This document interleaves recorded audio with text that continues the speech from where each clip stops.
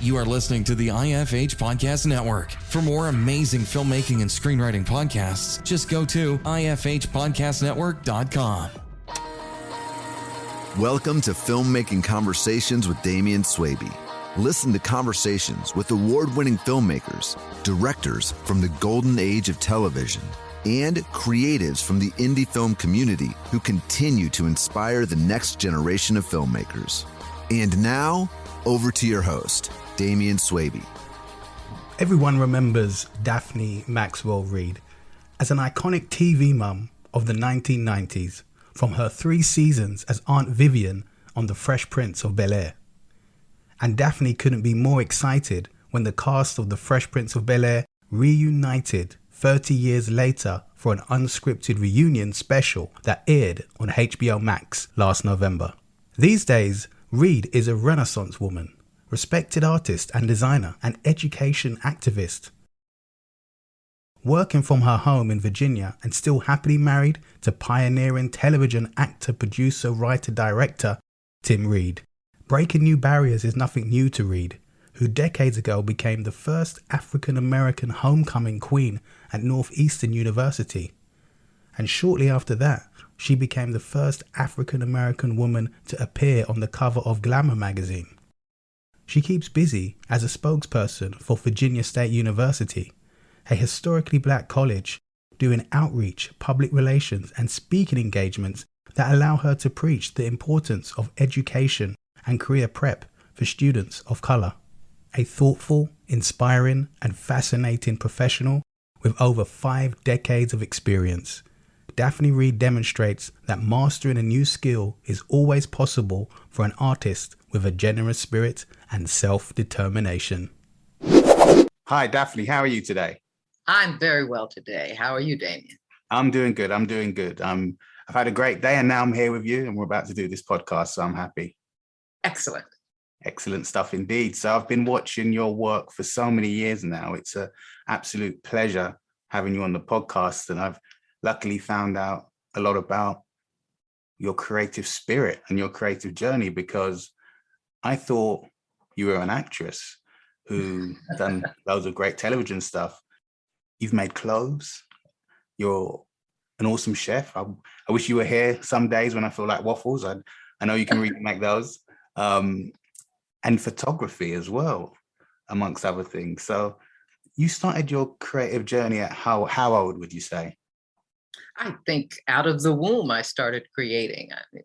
Creating trouble to start with, I'm sure. But my mother said I was always doing things my own way since I was a little girl. And I just enjoy creating. Good.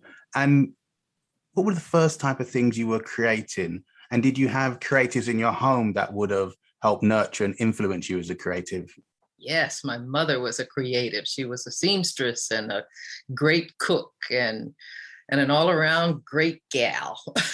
My dad took photos of us and was an amateur photographer. But I was born and raised in New York City, where inspiration is all around you. So I started making things when I could make my hands move.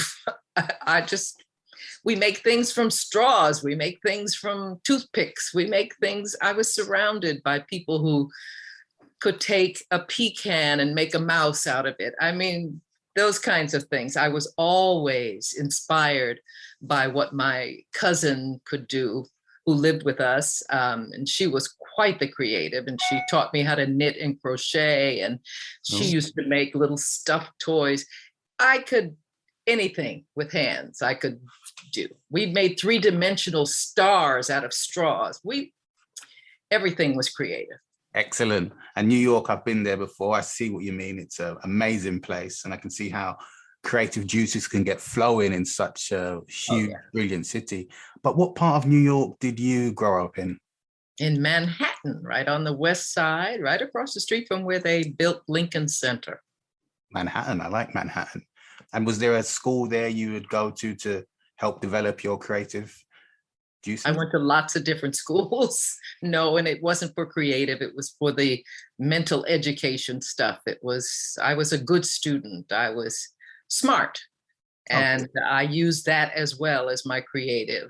And I guess that made me an all-around person. And what did you excel at in terms of being smart? Are we talking about maths or science or geography? What was your go-to? Probably all of it. I attended the Bronx High School of Science, was one of the top high schools in the country back then. And I loved biology and geometry. And I finally realized that geometry has a lot to do with art and nature. And I liked drafting, which we did by hand. And I just did anything that was put in front of me. Excellent. Except algebra. Except algebra. A bit boring. I see no need for algebra. I'm with you on that one, that's for sure. Your training as an actress, did you go to drama school or anything along those lines now? No, I didn't train as an actress. I went to workshops on Saturdays. It was a fun thing to do in high school, and worked with some wonderful, wonderful people. So I guess I got it by osmosis. My mother claims that I started performing when I was about 3 years old, but I started performing when I was in high school or in junior high, I guess. And it was just a lark. It was nothing that I was looking toward making a career out of, because I could not see how a Black woman could make a living doing that.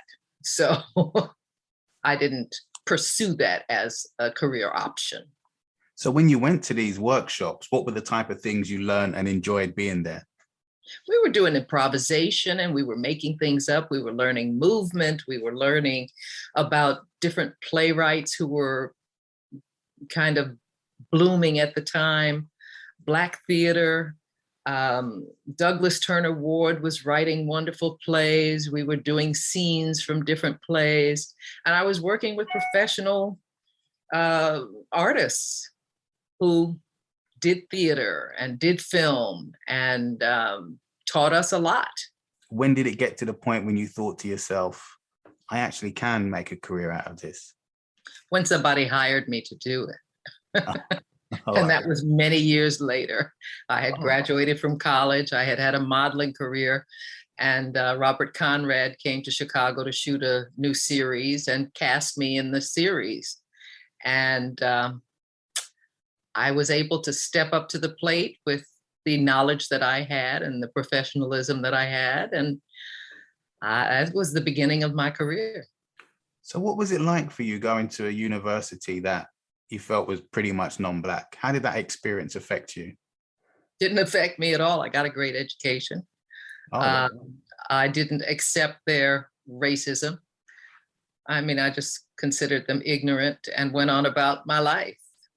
There were only 36 Black students in my class when I entered, and it was like population of 5,000 students or something. Ooh. But okay. So they called me a name I had never been called, and I thought they were really ignorant and went on about my business. It didn't affect me. It ticked me off eventually that I didn't get the respect that I was deserving when I achieved different things. But I paid them back over the next few years. And you say it didn't affect you, but did they call you a name or did they say a word, I should say? Yeah, the N-word. Okay. Yes. So it was. The young lady said that as I was trying to go into the room to which I was assigned my freshman year with my luggage. And she says, I am not rooming with no niggas. Wow. And I said, well, where are they? Good response. And then I went and asked for a room by myself. Put her in her place. Yeah. Yeah, I like that. Poor girl. She's just so uninformed. I had not experienced that in New York City. But when I got to Chicago, that's in Evanston, that's the way they were acting in the 60s.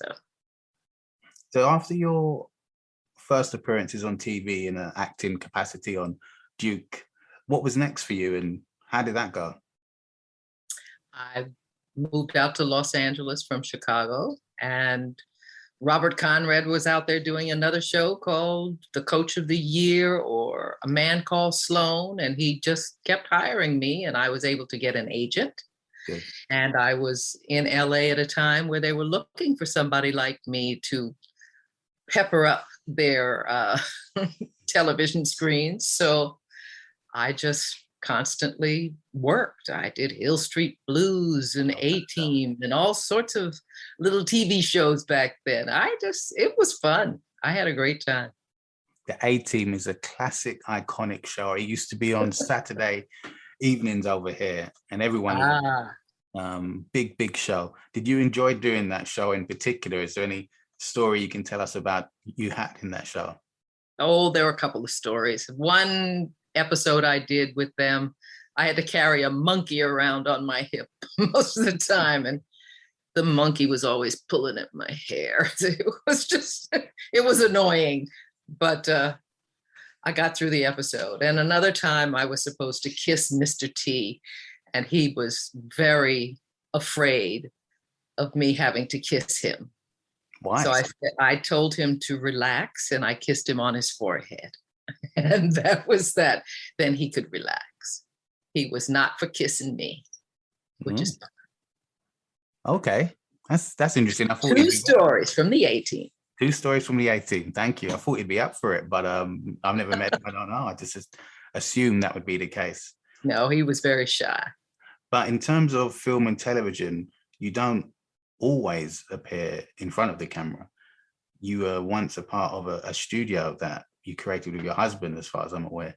We had been working for years in Los Angeles, and he was creating his own projects. And we moved to Virginia, and he decided that Virginia needed a studio where he could do his projects. So we built one. Nice. Okay. So, yeah, it was difficult, but it was successful for a few years, and we could not get the legislature to understand tax credits. So a lot of our clients went to other states where they could get tax credits. So building a studio and getting productions out is very, very hard. I imagine it may be a bit harder when you're considering doing that for African-American stories or Black stories, whatever you want to call it. What type of challenges were there for building your own studio? We had partners who were not Black. We had clients who were not Black. We built a studio for use by the community. It was the first one in the state of Virginia, and it was the first one built by Black people since the 40s. There had been Black studios before, but we were not considering ourselves a Black studio. We were a film studio, a full service film studio available to anybody who wanted to work there. And we had lots and lots of variety of things going on, but we also made our own films, and we did a television series there for Showtime called Lynx with Pam Grier starring in it. We did a lot of good work there, but finding financing is the difficult part. And we were not very successful at doing that after a while. So we said, enough.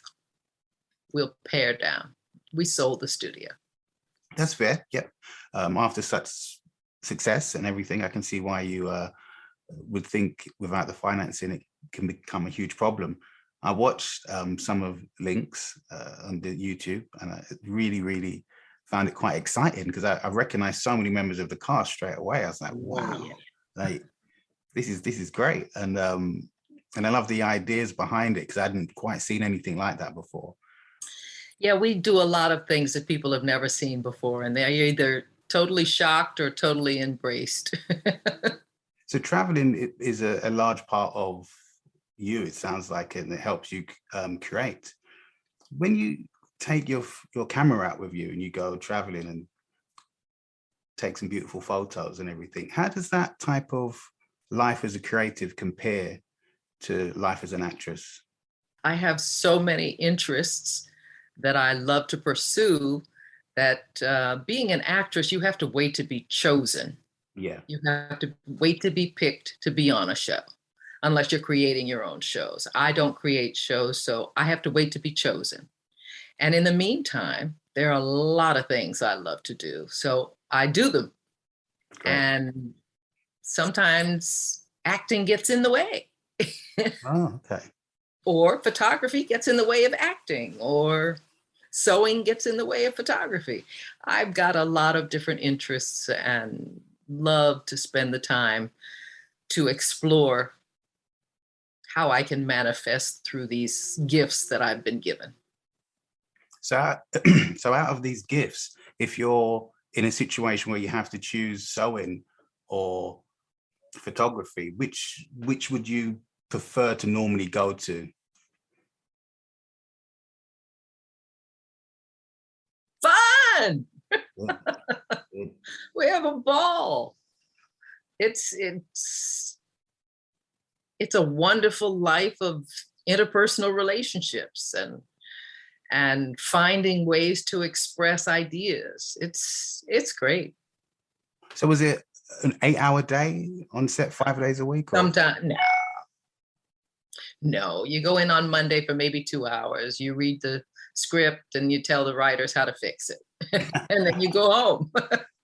Then Tuesday you kind of walk around and say, okay, we're going to do that, and we're going to start here, and we're going to end there, and then we sit around and we chat a little while, and then about 4 o'clock we go home. And then on Wednesday we come back, and we should have some of the lines down by then, but we go through wardrobe and we decide what we're going to wear and what we're going to do. And then on Thursday we have kind of like a run through, and it's got to know where you're going, and you got to hit your marks, and they've got to decide where the cameras are going to pick up what lines and things like that. So that's a prescribed day. And then Friday we come in and we have a little bit of fun. We get all dressed, and then we shoot the show straight through. And we stop and we have dinner, and then we shoot the show live in front of the audience. Oh, nice one. So it does sound like fun and exciting time. Oh, it is. It's great. Don't let anybody ever tell you it's not a great thing to do. It's fun. Good. That sounds brilliant. Having those moments to have fun while working in what you want to do. Oh, yeah. Always find joy in the work that you do. And when you're around the table on Mondays, when you were around the table on Mondays, it sounds like it's pretty collaborative in that way. If you're saying to the writers, this doesn't work, and maybe this idea would work. Were those discussions always fun as well? And how did the writers take it if sometimes they felt their ideas were being rejected? Oh, their ideas aren't being rejected, they're being massaged. No, we don't confront them. We just say, what if so-and-so said this and that instead of that? Oh, okay, yeah, that works. Yeah, it's not a challenge, it's just a collaborative effort. Oh, good. And did you have a lot of say in how your character would be developed and what you wanted to do with the character? No, not really. Some lines, for example, at one show, they were going to have little Ashley Banks back talk her father, and Miss Ashley wouldn't have any teeth if she talked to her father like that. Maybe in your home they do that, yeah. But no, that doesn't work for us. Okay. So, okay, I see. Cultural I references needed to be a little tweaked. I see. That's more than understandable. I get what you mean there. So with the characters themselves, you recently had a reunion on television that we saw over here in the UK, and I imagine all over the world people saw it. Being away from that set for that long, when you all came back, was it instantly a fun, engaging moment being on a replica set that just looked amazing? The set wasn't quite full scale, but this was the first occasion where we have all been together at the same time in the same place. So it was definitely a family reunion. We have been very connected since the show's ending. We've been through weddings, we've been through births of babies, we've been through funerals, sadly, and we have always remained a very tight-knit group. And okay, it was grand coming together and hearing stories that we had not heard. Yeah. And sharing thoughts that we had back then and how we interpreted it. And it was just amazing to me that the show has become so iconic. While we were shooting it, there was no social media. So you didn't have the reaction from the audience that you have now instantaneously. So we were all just working and having fun on a great show. And then the show was over because Will said, this is the last year we're going to do this. And we said, okay. And then we all went off and had our lives. We had no idea that 3 generations later, children are walking up to us saying, Aunt Viv, who knew? Yeah. Who knew? That is something special for sure, isn't it? It is. It's such an honor to be associated with something that you're very proud of.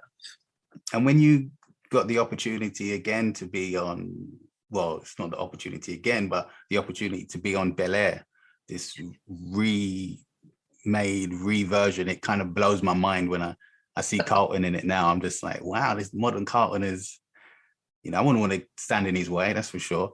No. What was that like, being in that position to be in that show? That was great.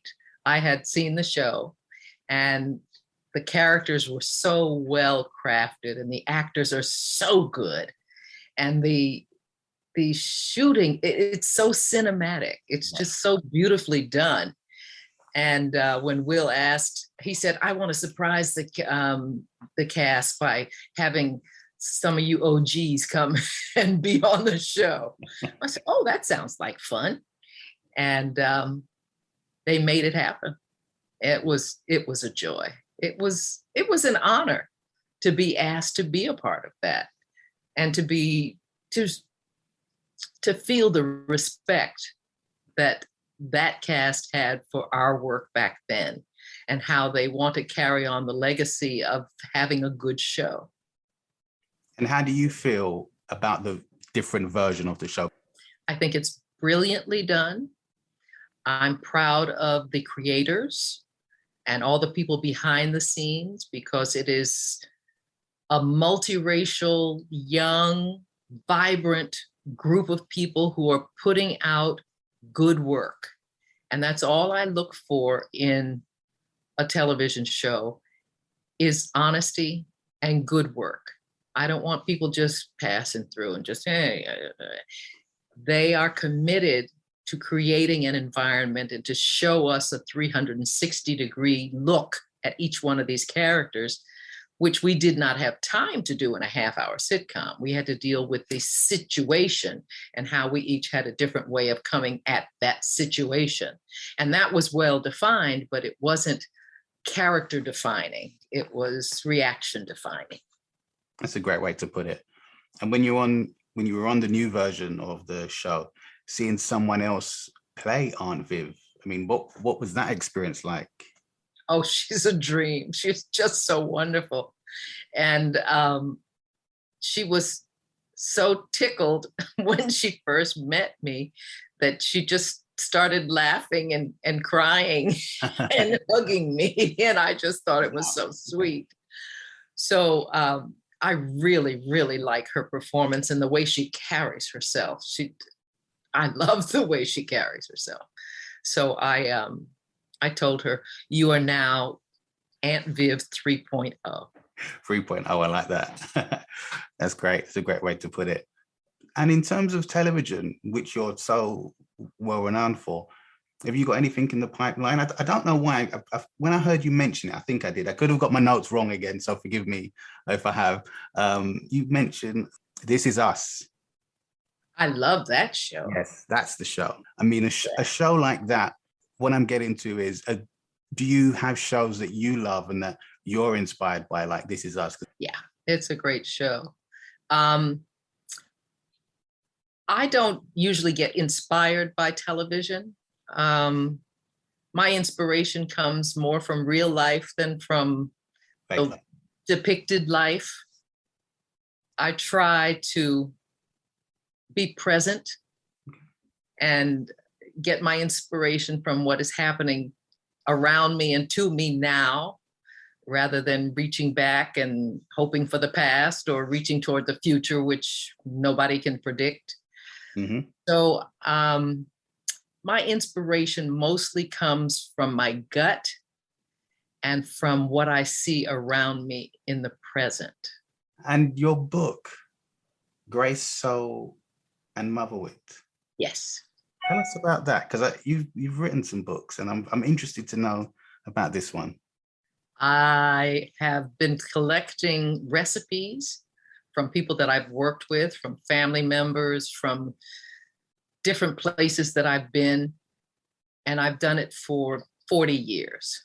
And sometimes I share these recipes in a little Christmas gift with people when I had time to cook. Yeah. And eventually my girlfriend said, when are you going to get that cookbook off of your computer? I'm going, oh, yeah. So when I get a point of view, and I finally decided that my point of view was going to be a mini memoir. So I did a mini memoir, and I decided that there's so many people, and it was during the beginning of the pandemic that I finally got to deciding to publish this book. And I was thinking that people are now coming together at home and not going to restaurants because of the pandemic. So let's encourage them to pay attention to that sense of communion that you get when you sit around a table and when you are fed with people who create food out of love of whatever the situation is. And that's what I tried to express in this book, and teach people how to set up a kitchen, how to do a menu, what to keep in the pantry, what to keep in the refrigerator, so that you always have things that you can throw together at the last minute if you need to. But also, each recipe that I have included in the book has a story with it of what that recipe meant to me, who the person was that I got the recipe from, what the occasion was, what the tradition is with this recipe. And it's a wonderful way to share growing up around so many wonderful people and sharing what they shared with everybody that I get to share with now. Amazing. And what type of recipes are we talking about? Anything you can think of. Okay. They're very varied, extremely varied. You love the history of art and the makers of art and crafts. What type of artists do you love? I like a lot of makers. I'm wearing now a pin from a maker. Woo-hoo-hoo. Somebody I found in the museum, and it's all beads. And I just think it's clever as heck.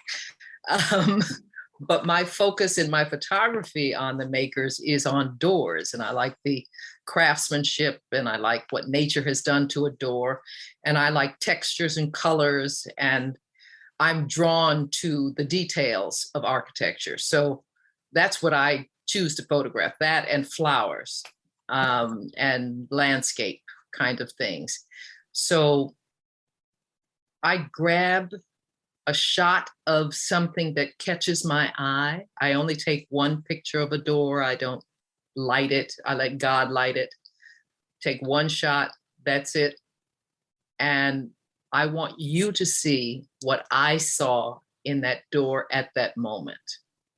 So that's the books that I created. The first 4 books that I published were pictures of these doors, and 2 of the books have journaling with them and talking about the experience of the travel. One is totally about Cuba. I did the whole west side of Cuba, the Cuban island, on a photographic tour once, and there's a book totally dedicated to that and the people of Cuba who create art from nothing. and the amazing hospitality of the Cuban people and the colors and the vibrancy of life there. And then I have a couple of books that are basically just catalogs. The Belgium book and the France book are just catalogs of doors that caught my eye. And I wanted to share, and I want to encourage people to look at the details of their life and to pay attention to the details, because it's what makes the journey through life very rich. If you just go from A to B and just concentrate on getting to B, you miss a rich portion of the depth of the life that is part of that journey. And the journey is the joy. You get to point B and you've got to start a new journey again. So you might as well get the most out of the journey and not just the end point. Very true. Very true. But what is it about doors that you like in particular? I think they're a metaphor for life. They represent opportunity and adventure and curiosity and craftsmanship. And it's the entrance to the life that you live, whether it's the door of your house or it's the door of opportunity to the next position that you take. I see. Very interesting. And people can look at your website and find so much more about you, that's for sure. But I really want to know, before we go, creatively, what can we expect from you next? I've got a show coming on next week on BET Plus called Trophy Wife, a nice little movie that I did last summer. And I've got a series called The Business of Christmas. We're getting ready to shoot number 3. They come out once a year around Christmas time. Oh. And that's been a lovely series with a family that I've now traveled through twice. We're going to get that family back together again and do some more traveling. And I just shot an episode of Fantasy Island, the new Fantasy Island that's on Fox television. So that was a lovely experience in Puerto Rico. Oh, Fantasy Island. Okay. What was that experience like for you? Because that's it was a blast. It was fun. It was working with 2 other women that I know. And we just had a jaunt. It was great. Had a lot of fun. Glad to hear it. It sounds like you always have a lot of fun, 110% out of life. I try. Thank you so much for listening to today's podcast. And please do hit that subscribe button, leave a rating or comment on the show, all of which can be done on Apple Podcasts.